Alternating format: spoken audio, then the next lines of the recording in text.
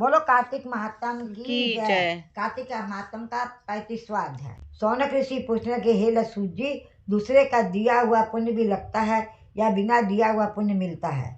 तब सूत जी कहने लगे कि बिना दिए हुए भी पाप पुण्य दोनों मिलते हैं। सतयुग में एक के पाप और पुण्य के कारण सारे देश को पाप और पुण्य मिलता था। त्रेता में ग्राम को तथा द्वापर में कुल को मिलता था, परंतु कलयुग में केवल करने वाले को ही पाप और पुण्य मिलता है। एक पात्र में भोजन करने वाले को पाप और पुण्य का आधा भाग मिलता है।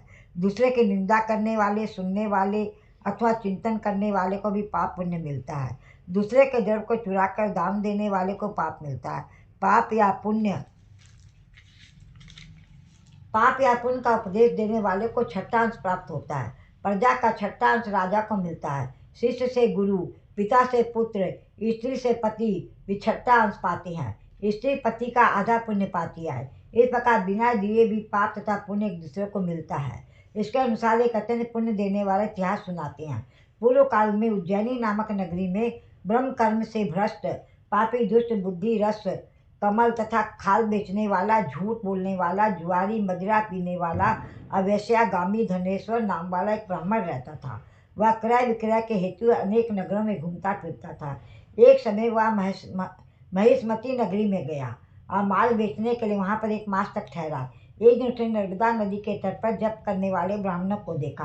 पूर्णिमा को गौ ब्राह्मण का पूजन तथा दीपदान भी देखा। सायंकाल श्री शिव जी का दीपदान महोत्सव देखा। कार्तिक पूर्णिमा को दान, हवन तथा जप करने वाला अच्छे फल को प्राप्त होता है। महादेव जी तथा विष्णु में अंतर मानने वाले का समस्त पुण्य निष्फल चला जाता है। धनेश्वर यह सब उत्सव देख रहा है। उसी रात एक सर्प ने उसे काट लिया। तब कुछ मनुष्यों ने उसके मुख में तुलसी दल तथा नर्मदा का जल डाला। इसके पश्चात वह मृत्यु को प्राप्त हो गया। यमराज के दूत उसे मारते पीटते यमपुरी ले गए। वहाँ चित्रगुप्त ने उसको क्रोध की दृष्टि से देखते यमराज से कहा कि यह घोर पापी है, इसी आजीवन एक भी पुण्य कार्य नहीं किया। तब यमराज ने आज्ञा दी कि इसको खौलते तेल के कड़वा में डाल दो, फिर मुदगरों की मार लगाकर कुंभीपाक नरक में डालो। परंतु जब उसको तेल में डाला गया तो खौलता हुआ तेल एकदम शीतल हो गया।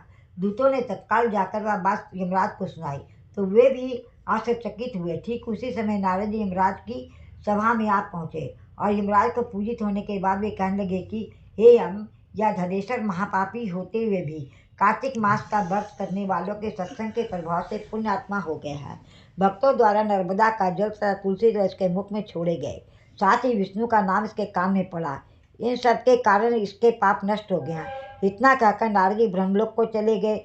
उधर धनेश्वर कुबेर का अनुगामी धनयज्ञ हुआ, जिसके नाम से अयोध्या में भगवान गदाधर नाम का तीर्थ विख्यात हुआ। कामना युक्त पाप गीला तथा कामना रहित पाप सूखा कहा जाता है।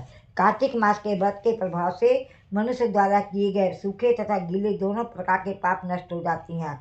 बोलो कार्तिक महात्म की जय। कार्तिक महात्म समाप्त। भजमन नारायण नारायण नारायण, श्रीमन नारायण नारायण नारायण, सत्य नारायण नारायण नारायण, लक्ष्मी नारायण नारायण नारायण, बद्री नारायण नारायण नारायण।